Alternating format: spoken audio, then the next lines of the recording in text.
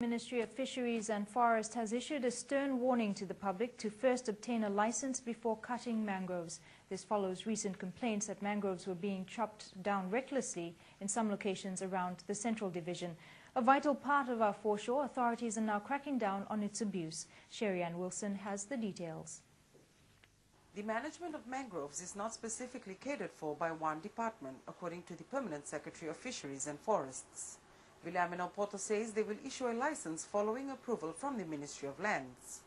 2 weeks ago, the department received a report that mangrove cuttings were offloaded in the middle of the night somewhere in Nasino.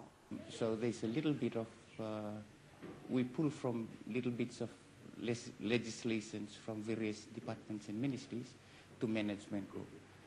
And perhaps what can be done is if we can find a way to sit mangrove management in maybe one department. Nopoto says his ministry is looking at reviewing current laws to better manage our mangroves, which play a critical role for our fisheries.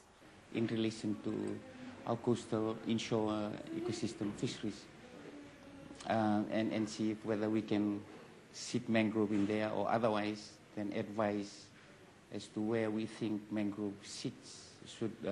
Legislation should be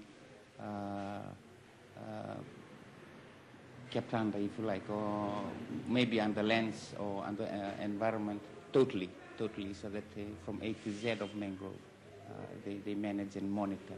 Nopoto says the challenge is monitoring those that have been issued licenses. We rely a lot on information from the public. They sometimes report it to environment, who then reports it to the police, then it comes to us.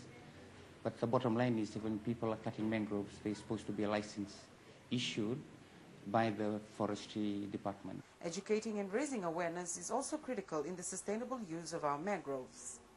Protects our shoreline from storm surges, from hurricanes, from tsunami, etc.